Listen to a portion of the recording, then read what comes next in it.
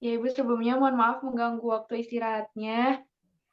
Em, Pertama-tama kami akan berkenalan dulu ya Ibu. Sebelumnya kami itu dari Politeknik Negeri Bandung, jurusan Administrasi Niaga, program studi D3 Administrasi, kelas 1B. Saya sendiri Inawadiyatul Akidah bersama dua rekan saya, Asyari Dila dan Muhammad Arif Yulianto, izin menjadikan Ibu sebagai narasumber untuk wawancara di mata kuliah pengembangan karakter. Di sini kami akan mengangkat materi dari buku The Seven Habits of Highly Effective Teens dan mengambil subbab Think Win-Win atau berpikir menang-menang. Sebelumnya Ibu mau dijelaskan dulu materinya oleh kami atau bagaimana Ibu? Boleh-boleh sambil kenalan ya. Ya. Nah, Ya. eh, ya Alhamdulillah berarti teman-teman tahu info saya dari siapa ya kemarin ya? Siap Ibu, kemarin kami itu dapat info kontak Ibu itu dari kelas sebelah Ibu, dari D4 Hmm. kelas 1A, Kalau ini berarti kelas berapa nih masuknya? D3 kelas 1B administrasi bisnis Bu. Oh, iya, iya. Boleh-boleh salam kenal ya semua ya. Salam kenal Bu. Hmm, boleh, nanti saya jawab sebisanya aja kali ya. Nanti dari Iya. teman-teman buat pertanyaan. Berarti nanti teman-teman buat resume gitu ya. Iya Bu. Atau gimana? Ya, ya. Ya, silakan silakan. Boleh dijelaskan dulu aja, Tina.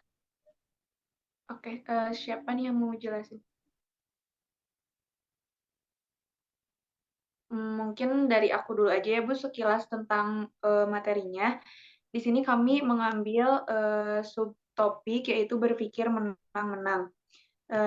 Di subtopik ini itu terdapat 4 poin, yaitu suatu sifat atau suatu kebiasaan seseorang, ya ada menang kalah, ada kalah menang, ada kalah kalah, dan menang menang. Kalau menang kalah itu sendiri, contohnya itu adalah orang yang pada akhirnya itu akan menjadi ingin menang sendiri gitu dan akan menjadi bumerang bagi orang tersebut, dan dia itu lebih baik menang sendiri daripada bareng-bareng dengan teman-temannya gitu Bu. Kalau misalkan yang kalah menang itu adalah contoh orang yang lemah membiarkan dirinya itu diinjak orang lain. Kalau contohnya kalah-kalah itu, contoh orang yang kalau misalkan dia itu jatuh, orang lain juga harus jatuh. Dia gak peduli apa yang menimpa dirinya, yang penting orang lain juga gagal. Dan yang terakhir itu ada menang-menang. Menang-menang itu merupakan kunci kesuksesan, yaitu apabila kita sukses, kita juga harus mengajak orang lain untuk sukses dan mengajak orang lain untuk menang. Kurang lebihnya seperti itu, Ibu. Dan di sini kita akan menanyakan implementasi dari materi yang udah kita dapat ini di dunia kerja itu seperti apa dan realisasinya itu seperti apa. Mungkin kayak gitu, Ibu, dan langsung aja ke sesi tanya jawab. Mungkin ya, Bu, boleh? Ya, silakan. Oke, mungkin dari Asyari Dila dulu atau dari Muhammad Arif, boleh?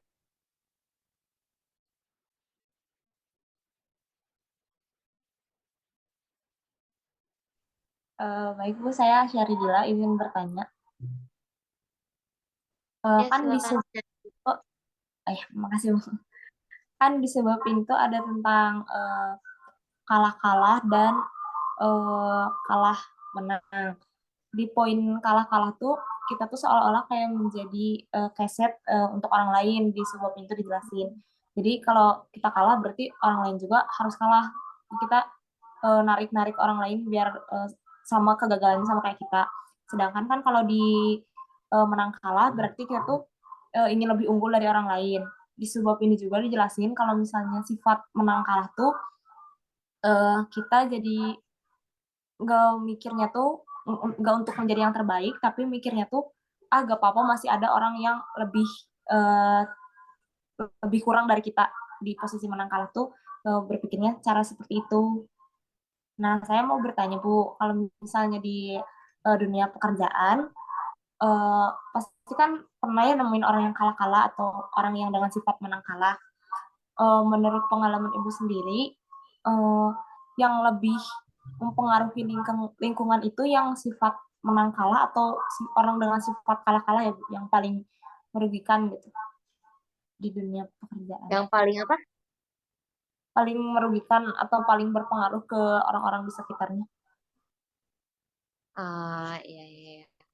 Opsinya 2 ya, menang kalah dan kalah-kalah. Iya, saya pertanyaannya menang kalah atau kalah-kalah. Hmm. Cukup pertanyaannya. Terima Kalau kasih, Bu. ya sama-sama. Ini gimana langsung jawab aja ya Ina ya. Iya, Ibu boleh langsung dijawab aja.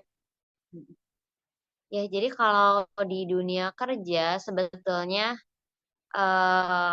ya tergambar kan dari konsep-konsep yang teman-teman pelajari di khususnya Seven Habits ya. Tentang menang kalah, tentang kalah-kalah, terus ada juga tentang saya nggak tahu ya di Seven Habits ada menang-menang atau saya enggak ya.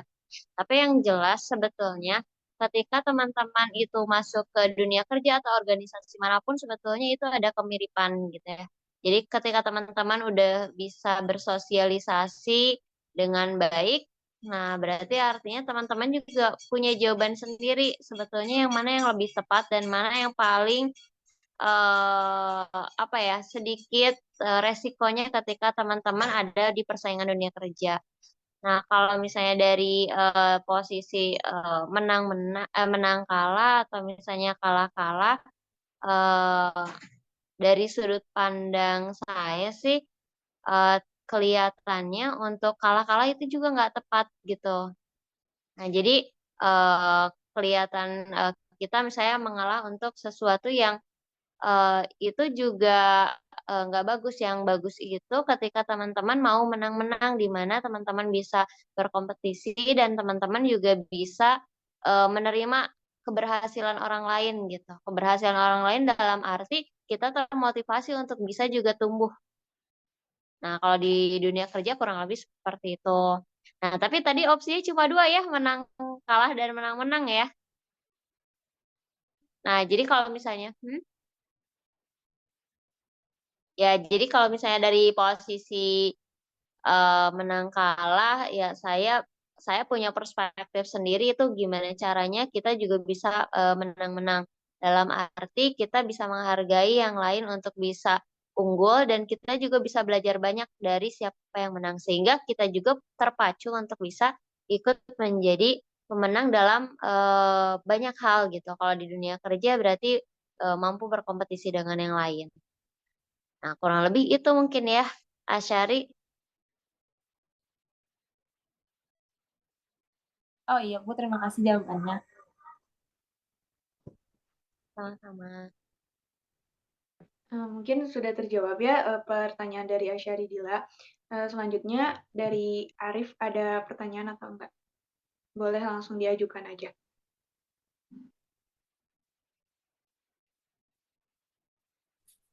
Baik Bu, perkenalkan nama saya Muhammad Arif. Saya mau bertanya kepada Bu Lulu. Sebelumnya, apakah kedengaran Bu suaranya? Ya, jelas. Bagus. Oh ya. Jadi kalau di dunia kerja itu yang kalah menang itu, iya yang kalah menang itu bagaimana ya Bu? Soalnya dia kan kayak keset gitu, diinjak sama orang nggak apa-apa. Pokoknya dia dia tertinggal, dia tuh kayak ngasih diri dia lah buat tertinggal sama yang lain tuh nggak apa-apa. Itu tuh kalau di dunia kerja tuh gimana gitu Bu? Apakah ada harapan apa ya udah susah gitu? Terima kasih Bu. Oke.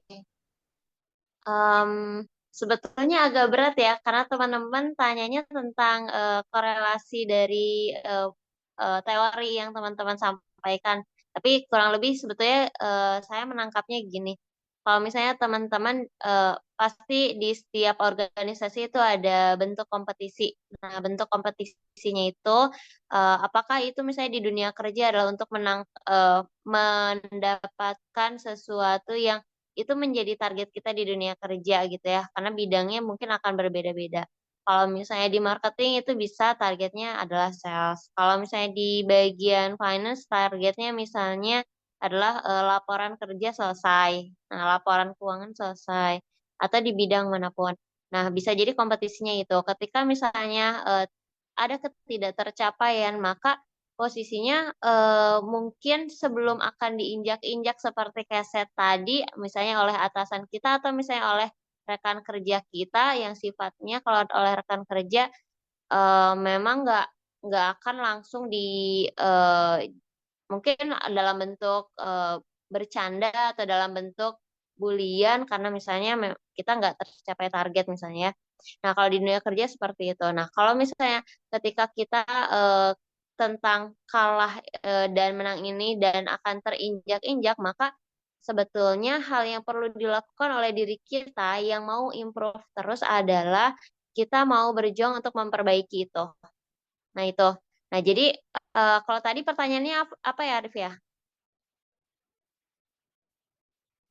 Kalau orang yang kalah menang kayak gitu tuh di pekerjaan tuh pasti bakal tertinggal ya Bu kalau misalnya dia nggak berubah banget gitu.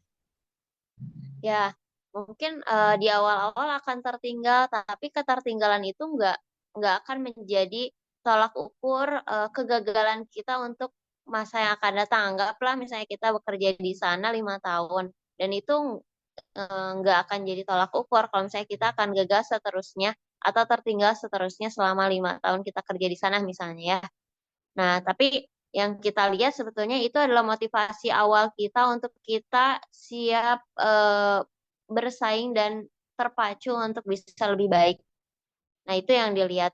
Nah, ketika misalnya teman-teman ada di dunia kerja dan merasa jadi keset untuk awal masuk kerja, itu hal yang biasa terjadi. Dan itu yang nggak dimiliki oleh banyak orang yang awal kali masuk kerja, mereka siap untuk menerima itu. Dan akhirnya banyak yang seolah-olah disebutnya kutu loncat nih. Kutu loncat atau misalnya eh, orang yang pindah-pindah kerja. Nah, pindah-pindah kerjanya dalam konteks adalah dia merasa tidak nyaman. Dan sebetulnya ketidaknyamanan itu adalah eh, tantangan baru untuk kita supaya kita lebih mampu untuk bertahan. Nanti bisa dikategorikan nih permasalahannya apa, kenapa kita bisa eh, apa ya, kita bisa tertinggal. Nah, ketertinggalan kita karena memang faktor kita yang masih bisa ditingkatkan kemampuannya atau faktor kita yang faktor misalnya organisasi yang memang di situ nggak kondusif untuk kita bisa improve di sana. Nanti teman-teman juga bisa menilai. Tapi yang jelas ketika misalnya teman-teman menghadapi permasalahan-permasalahan itu, teman-teman harus mampu untuk minimal bertahan. Karena dunia kerja mungkin kalau dulu saya kuliah juga menganggap dunia kerja itu berat gitu ya.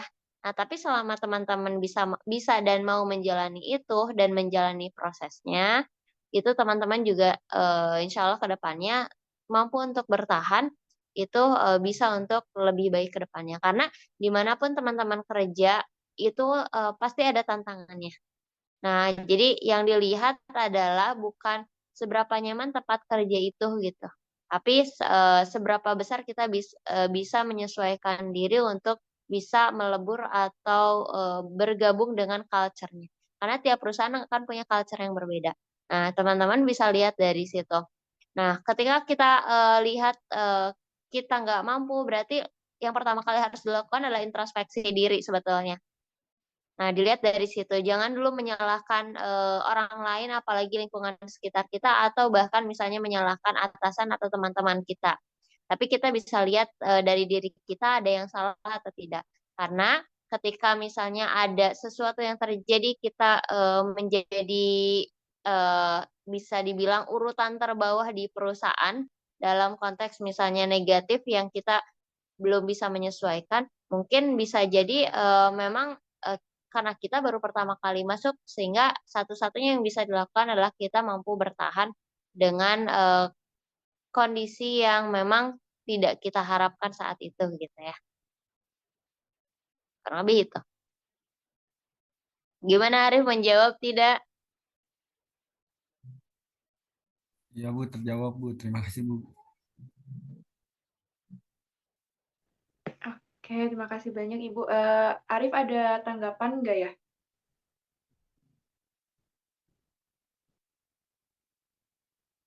Oke, mungkin nggak ada ya dan udah cukup terjawab. Ya udah cukup. Gimana Arif?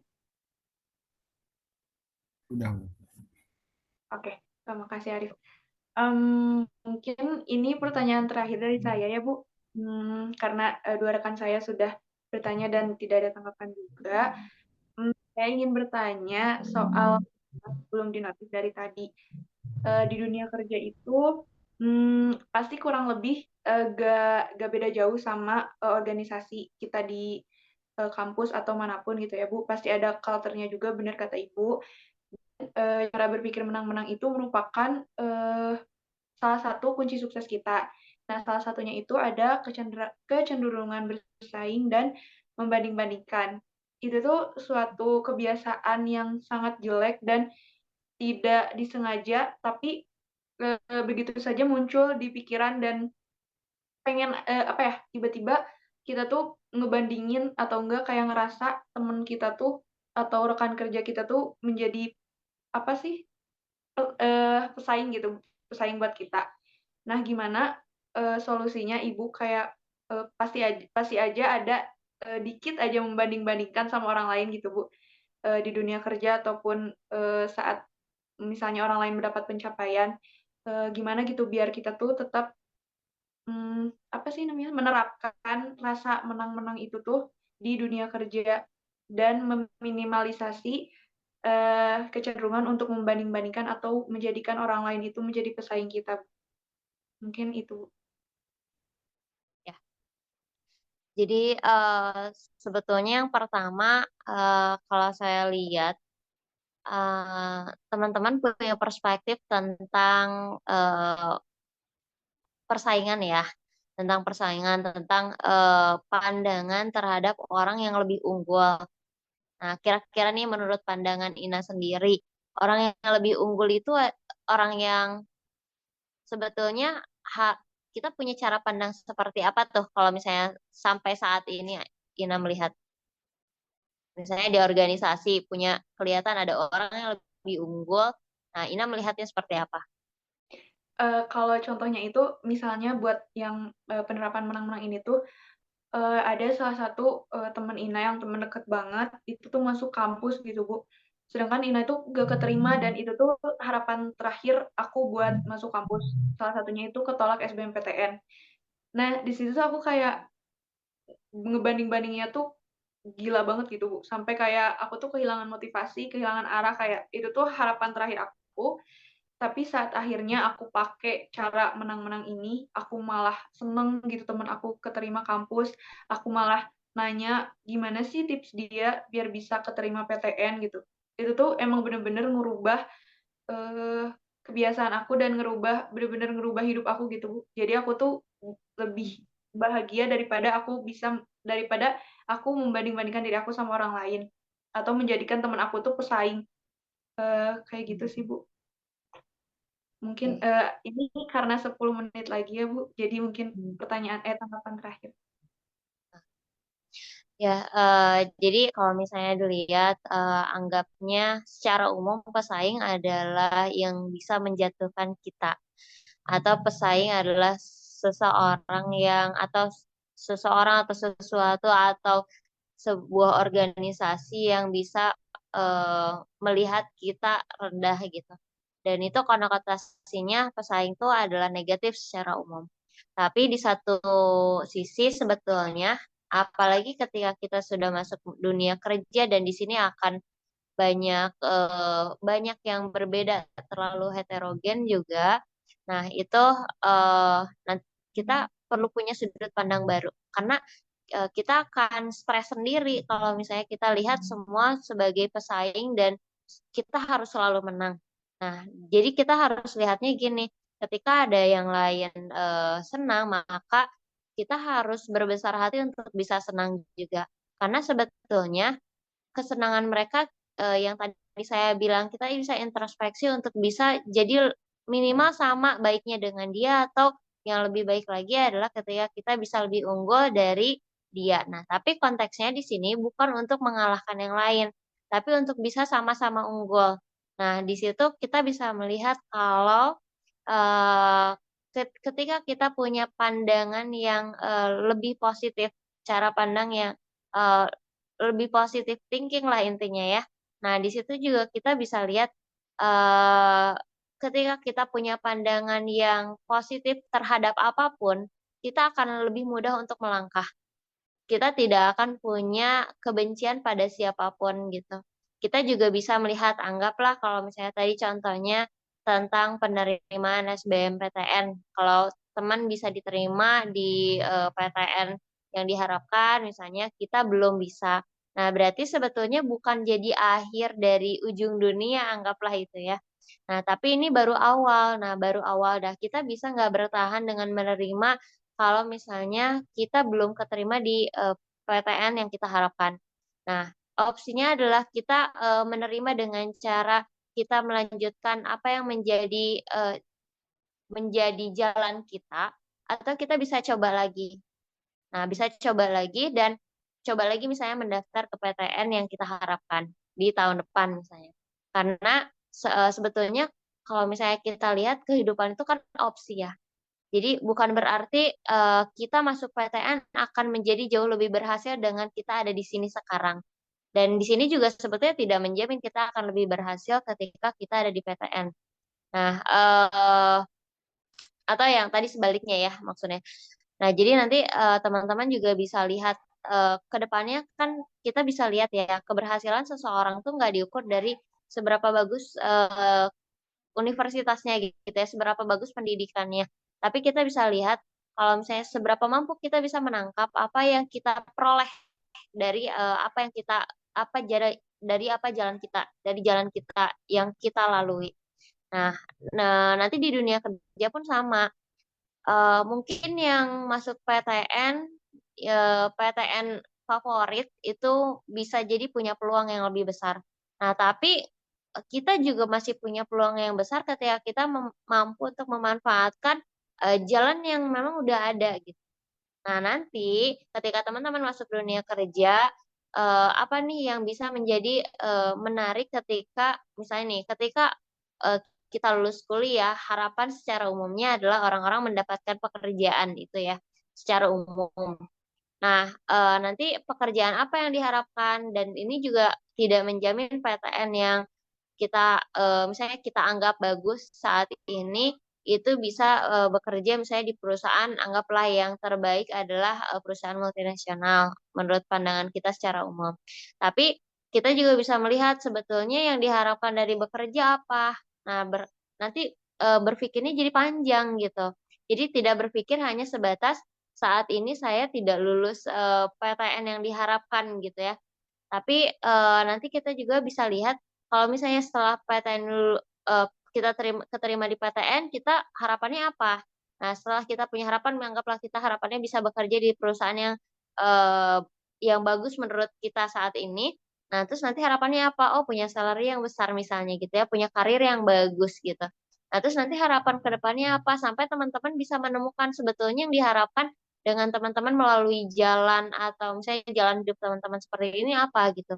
Sehingga teman-teman bisa melihat lebih pandangan yang lebih luas bahwa yang dibutuhkan sebetulnya saat ini apa. Nah, jadi nanti semakin seiring berjalannya waktu teman-teman juga bisa lihat sebetulnya apa sih yang teman-teman butuhkan ketika teman-teman hidup di kemudian hari atau di tahun-tahun berikutnya.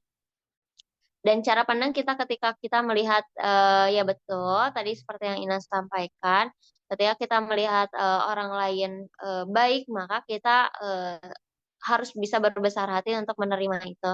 Dan kita belajar apa nih yang menjadi unggul di mereka dan kita belum. Nah, kalimatnya belum bukan tidak gitu ya.